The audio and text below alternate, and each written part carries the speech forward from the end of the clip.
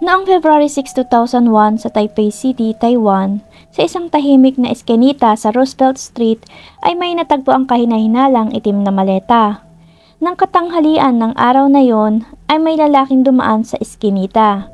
Dahil nakakapanibago at may kakaibang amoy, ay iniangat niya ang kanyang ulo at nakita ang isang bag. Natagpuan ang bag sa isang bakanting lote na puno ng basura. Normally, hindi niya pinansin ito at tumaan lang. Ngunit nagtaka siya dahil kakaiba ang laki ng bag na to.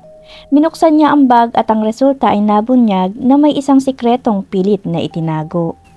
At sa loob ng isang itim na maleta na halos 70 centimeters ang haba at 48 centimeters ang lapad, ay may natagpo ang isang lalaking nakahandusay na hubot-hubad. Sa oras na yon, ang lalaki sa bag ay may taas na mga 170 centimeters at ang kanyang edad ay tinatayang nasa 30s. Walang mga sugat o kahinahinalang trauma sa buong katawan. Sa bag, siya ay hubot-hubad habang ang kanyang mga kamay ay nakayakap sa kanyang tuhod. Nakabaluktot siya at ang hindi pangkaraniwan ay nakasuklob ang boxer shorts sa ulo niya. Tinakpan ang kanyang mukha. Maliban doon ay walang nakitang fingerprints o anumang bagay. At dagdag pa dito, ang lugar na pinagtapunan ng bag ay nasa tabi lang ng isang maliit na templo na Bosheng Palace sa Roosevelt Street. Bagamat ito ay isang bakanting lote, ito ay isang lugar pa rin kung saan may mga taong dumarating at umaalis. Para sa salarin ay hindi ito ang tamang lugar para itapon ang katawan. At sa kabutihang palad ay mabilis na nabunyag ang pagkakakilanlan ng biktima. Ang biktima ay isang estudyante na nagngangalang Lin Zihao, 21 taong gulang at isang third-year accounting major sa Taipei University. 4 na araw nang nawawala ang lalaki at naiulat na sa pulisya bilang isang missing person. Gaya ng nabanggit ko kanina noong mga oras na natagpuan ang bangkay na nakasuot ang boxer short sa ulo niya, nang malaman ng ilang tao ang pangyayaring ito, ilan sa kanila ang nagsabing may pamahiin sa China. Kung tinakpan mo ang iyong mga mata o isang bagay na tulad nito, ang kaluluwa na umalis sa kanyang katawan ay hindi mahanap ang sarili nitong katawan. Pagala-gala siya sa siyam na langit magpakailanman at hindi na muling mabubuhay pa. Kaya naman para sa kriminal na to, kung sakaling ang kaluluwa ng namatay ay baka bumalik sa kanyang katawan, ay natatakot ang kriminal na baka mabuhay muli ito. Para mamatay ito ng tuluyan ay sinadya niyang takpan ang mukha ng biktima, kaya sinubukan niya itong takpan ng underwear. Anyway, nang marinig ng magulang ni Lin Zihao ang balita ng pagkamatay ng kanilang anak, ay dumiretso agad sila sa police station at nabigla. Sinabi ng ama ni Lin sa pulisya na si Lin Zihao ay naghahanda para sa pagsusulit sa TOEFL. Noong bakasyon ng taglamig ay una siyang lumabas kasama ang kanyang mga kaklase ng February 3. Pagkatapos ay bumalik siya sa kanilang tirahan sa Nehu pagsapit ng hapon. At muling lumabas ng mag-isa at hindi na siya bumalik ng bahay nang sumapit ang gabi. Dahil si Lin Zihao ay hindi kailanman umuwi ng bahay magdamag, ang ama ni Lin ay nag-alala na may nangyaring hindi maganda. Kaya't pumunta siya sa pulisya kinabukasan at nagulat. Ipinakita sa kanila ng pulis ang bakanteng lote kung saan natagpuan ang bangkay. Sinabi ng pulis sa kanila na sa palagay nito ay hindi iyon ang lugar kung saan nangyari ang unang insidente. Una ay kailangan nilang hanapin ang lugar kung saan ang pinangyarihan ng krimen. Noong 2001 ay wala pang mga CCTV di gaya ngayon. At ang pagsubaybay sa lokasyon ng cellphone ay hindi kasing tulad ng ngayon. Dagdag pa dito ay walang sapat na saksi sa pag-abandona ng bangkay. Walang mga palatandaan sa eksena. Dahil dito ay hindi naging madali ang investigasyon at isa lang ang dapat paniwalaan. Walang iba kundi ang autopsy. At bilang resulta ng autopsy ay may ilang medyo hindi pangkaraniwang bagay ang natuklasan. Ang una sa lahat ang sanhi ng kanyang kamatayan ay asphyxiation. Sa resulta ng pagsusuri sa katawan ng biktima ay 2 araw na itong patay. Isa pa ay may X-shaped na tape sa bibig ng biktima at namumula din ang bahagi ng kanyang dibdib. Mukhang may sakit siya sa puso. At ang kakaiba dito ay ang anus ng biktimang si Lin Zihao. Meron siyang anal lacerations at may hindi kilalang likido na natuklasan doon. Uulitin ko, ang anus ng biktima na bahagyang napunit na sanhi ng isang bagay ay nakitaan ng semilya. Sobra itong kakaiba. Bakit? Dahil lumabas sa puwet ng biktima ang semilya ng ibang tao. Ang katotohanan ito ay nagagawa ng maraming tao. Maaaring siya ay biktima ng sexual minority ng mga gays. Sinabi rin ng forensic scientist, ang biktima ay nakipagtalik sa ibang tao bago pinatay at siya ay pinaghihinalaang isang homosexual. At ang kriminal ay tila may mataas na pagkahilig sa pagpatay. Ayon sa patotoo ng mga nakakakilala at kaklase sa kolehiyo ni Lin Zihao, siya isang napakatahimik na tao. Siya yung tipo ng lalaki na hindi masyadong nakikipag-usap sa mga kaklase. At kaunti lang ang mga kaibigan niya sa kolehiyo. Maliban doon, wala siyang mga nakasamaan ng loob at hindi siya nasangkot sa mga issue ng pera. Ang sexual na orientation ng biktima ang naging focus ng investigasyon. Ang insidenteng ito ay nangyari noong 2001 sa lugar ng Taiwan. Ang mga pulis ay naging maingat para sa kasong ito. Makalipas ang ilang araw, dumating sa punerarya ang mga kaibigan ng biktima. At ang isang kaibigan ay may sinabing mahalagang bagay sa pulis. Di umano ay tinawagan siya ni Lin Zihao noong February 3. Sinabi nito na sa oras na yon ay nakipagtalo si Lin sa kanyang mga magulang. At niyaya daw siya nito na lumabas. Ngunit sobrang sama ng kanyang pakiramdam kaya hindi niya napagbigyan si Lin. At saka sinabi nito na makikipag-date na lang siya sa iba. Sa pagkakaalam daw niya ay walang maraming kaibigan si Lin Zihao, kaya medyo napaisip siya. At tinawagan niya si Lin kinabukasan. Alam ng kaibigan ni Lin na ito na may kasama si Lin. May isa pang tao na nagsasalita. Niyaya daw siya di umano na mag-dinner sila. Tumanggi siya at binaba ang tawag. Mula noon ay hindi na niya makontak muli si Lin Zihao.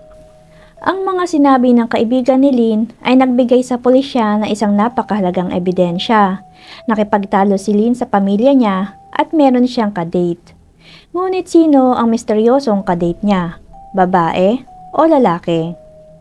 Tulad ng nakita, ang semilya ay matatagpuan sa anus at pinaghihinalaan din ng mga forensic scientist na may kaugnayan ito sa homosexual. At ang taong nakasama niya nang siya'y mawala ay ang prime suspect. Kinuha ng mga pulis ang mga record ng computer ni Lin Zihao at sinimulan nila ang pag-iimbestiga. Sa computer ay minatuklasan silang isang gay site at may isang lugar na tinatawag na SM chatroom. Nandoon din ang ID ni Lin Zihao. Kapag sinabing SM, hindi ito yung sikat na mall sa Pilipinas. Ang S ang tawag sa mga taong nasisiyahan habang nananakit. At ang M naman ang taong nasisiyahan habang sinasaktan. Ang karaniwan dito ay sexual pleasure. Halimbawa, ang isang tao na nasasabik sa pamamagitan ng paghampas ng isang bagay tulad ng isang latigo at ang mga taong nasasabik sa pamamagitan ng paghampas sa isa't isa ay nakakaramdam ng kasiyahang sexual. Ganong klaseng pakiramdam ang gusto nila. Sa chatroom kung saan nagtitipon ang mga taong ito ay naroon si Lin Zihao. Sa pag-iimbestiga ng mga kapulisan, tiningnan nila kung ano ang ginagawa ni Lin doon at nakitang may kausap siyang lalaki.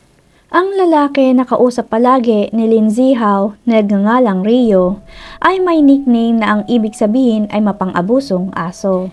Si Rio ay isang bakla, mahahalata sa pag-uusap ng dalawa dahil sa pagbanggit niya sa mga ganong klaseng karanasan. Niyaya niya si Lin Zihao na magkita sila at subukan ang ganong gawain. Iyon ang mga nakita sa kanilang usapan, kaya pinaghinalaan ang lalaking ito. Agad na sinimulan ng pulisya ang pagsubaybay kay Rio at ang lugar kung saan siya nahuli ay isang hindi inaasahang lugar. Ito ay isang ospital. Pagkatapos ng insidente, ang lalaking ito ay gumawa ng isang excuse at pumunta sa ospital. Bakit? Dahil kung sasabihin niya na siya'y magpapagamot sa hospital ay hindi nila siya huhulihin agad. Walang pagpipilian ng mga pulis kundi umalis pagkatapos lamang ng ilang mga katanungan. Matapos noon ay bumalik sa hospital ang mga pulis kung nasaan si Rio at ang lalaking ito ay bigla na lang nawala. At kahit tumakas siya ay nasa palad pa rin niya na mahuhuli pa rin siya. Makakatakbo siya, ngunit hindi siya makakapagtago. At sa oras na muling siya'y nahuli, sa ikalawang pagkakataon, si Rio ay nagtapat at sinabi niyang di umano sa totoo lang ay hindi niya ginawa ang krimen ng mag-isa. May tumulong daw sa kanya sa pagtatapon ng katawan. At ang tinuturo niyang kasabwat ay si Chen Ziwei, kaya pati si Chen Ziwei ay inaresto din. Tinanong si Rio ng mga pulis kung noong nangyari ng araw na yon. Di umano, noong araw na nakipagtalo si Lin Zihao sa kanyang mga magulang, si Lin na may nickname na Hagyon sa isang SM chatroom ng isang gay site ay nakilala si Rio at magdamag silang nag-usap. Sa totoo lang ay first time ni Lin Zihao sa larong yon. Niyaya ni Rio si Lin na maglaro sila. Sinabi ni Rio na wala siyang ibang gagawin kundi mahiga. Sa ibang taong gumagawa nun ay nasusuka at namamatay. Ang iba naman ay nakakaramdam ng kasiyahan sa sandaling yon. Para kay Rio na expert na sa ganung gawain, ay nakakaramdam siya ng sobrang kasiyahan habang ginagawa yon. Kaya bago nagkita ang dalawa ay naghanda si Rio ng mga plastic bag, tape at string na pangtali. Inihanda niya ang lahat ng mga bagay na ito na maaga at saka umalis. At sa panahon na gagawin na nila ang napag-usapang pagtatalik, ay inutusan ni Rio si Lin Zihao na basain muna nito ang panyo at takpan ang bibig at ilong nito. Sinukloban ni Rio ng plastic bag ang ulo ni Lin at saka itinali ang mga kamay at paa. Sinabi ni Lin na siya'y kinakabahan at pinapakalma naman siya ni Rio at sinabing huwag itong mag-alala, papakiramdaman daw siya ni Rio. At kung magpupumiglas daw ito ay agad siyang kakalagan sa pagkakatali. Ang dalawang lalaki ay nagkaroon ng literal na makapigil hiningang pagtatalik. May ginawa silang talagang delikado. Sinabi din ni Rio na ginawa niya yon dahil akala niya iyon ay mabuti. At nang makaramdam daw siya ng pagod dahil sa sobrang intense at excitement, di umano ay hindi daw niya namalayan na nakatulog siya sa tabi ni Lin Zihao. At ang mukha ni Lin Zihao na sinakloban niya ng plastic bag na may takip sa bibig at nakagapos ang mga kamay at paa ay nakalimutan niyang tanggalin. At nang magising si Rio pagkatapos ng ilang oras na mahimbing natulog, ay noon lang sumagi sa isip niya ang kalagayan ni Lin Zihao. Nang sinubukan niyang hawakan si Lin ay malamig na ang katawan nito. Alam niyang patay na to. At sa puntong yon ay tinawagan niya si Chen Ziwei. Ayon kay Rio, di umano sinabi niya kay Chen Ziwei na tingin daw niya ay nakapatay siya ng tao. Tinanong niya dito kung ano ang dapat niyang gawin. Pagkatapos ay pumunta si Chen Ziwei sa lugar ni Rio at inilagay nila ang katawan sa isang itim na maleta at itinapon nila ito sa isang bakanteng lote. At sa pulisya ay paulit-ulit na sinabi ni Rio na hindi niya sinasadya ang pagpatay. Nagsimula daw sila ng SM play. At ginawa nila ito ng maluwag sa kanilang kalooban at may kasunduan sa isa't isa. Iyon daw ay isang aksidenteng pagkamatay. Gayunpaman ang mga magulang ni Lin Zihao ay hindi naniniwala kay Rio. Sinabi ng ama ni Lin Zihao na isa itong plano ng pagpatay. Balak talaga nilang patayin ang kanyang anak sa simula pa lang. At kung hindi sinasadya ay paano nila itinapon ang bangkay ng napaka-flexible at inabandona sa isang bakanteng lote. At selyadong-selyado pa daw ang pagkakaayos ng katawan, kasama ang kanyang mga kamay, paa, bibig at ulo. At pagkatapos ay nakatulog sa tabi ng anak niya. Hindi rin daw lubos maisip ng ama ni Lin Zihao kung gaano kahirap ang naramdaman ng kanyang anak sa sandaling huminto na siya sa paghinga. Pero tinulugan lang daw ito ni Rio. Tinanong pa ng ama kung may sense ba ito. Sa huli, sinabi ng ama na ito ay malinaw na hindi isang pagkakamali. Ito ay isang nakaplanong pagpatay. Ngunit ang tanong ng nakakarami, ito ba ay isang aksidenteng pagpatay? O ito ba ay isang binalak na pagpatay? Ngunit sa pangyayaring ito ay may isang twist. Ang inarestong si Chen Ziwei na isang gay at tinuturo ni Rio na kasabwat ay nagsabi sa korte na hindi siya tumulong sa pagtatapon ng katawan kailanman. Sa makatuwid ay nagsisinungaling si Rio. Tinanong ni Chen Ziwei si Rio kung bakit siya dinadawit nito at sinabing maling akusahan siya ni Rio. Nagsimula ang unang paglilitis noong June 11, 2001. Bilang resulta ay sinampahan si Rio ng kasong manslaughter. Siya ay sinintensyahan ng 13 taon sa bilangguan para sa intentional murder. At si Chen Ziwei ay nasintensyahan ng 2 taong pagkakakulong. At dahil sa kanilang pag-apela ay nasundan agad ng ikalawang paglilitis. Para kay Rio ay mananatili pa rin ang pagkakakulong sa loob ng 13 taon. Tungkol naman kay Chen Ziwei ay binaliktad ang hatol dahil si Rio ay umamin sa mga oras na yon. Sinabi ni Rio sa ikalawang paglilitis na di umano ay nagsinungaling siya. Sa totoo lang daw ay wala doon si Chen Ziwei at ginawa niya ang lahat ng mag-isa. Kaya napawalang sala si Chen Ziwei. Pagkatapos noon ay isa pang pagdinig ang ginawa dahil sa patuloy na pag-apela ni Rio. Ang sumunod ay may isa pang twist. Natukoy ng korte na walang intensyon si Rio na pumatay. Ang criminal liability ay mas mababa. Binago ang unang hatol ng manslaughter. Kaya mula sa 13 taon na pagkakakulong ay ibinaba sa 1 taon at 8 buwan na pagkakakulong. Sumobra naman sa pagbaba ng sintensya from 13 years to 1 year and 8 months. At sa huli ay dinagdagan pa ng 2 taong pagkakakulong para sa krimeng yon, isang kabuoang 3 taon at 8 buwan. Isa itong kaso ng pagpatay kung saan ang isang mamamatay tao ay pumatay ng isang inosenteng tao, tulad nito. Ang focus ng istorya ay ayon sa mga gays. Sa katunayan, masama ang loob ng mga sexual minorities.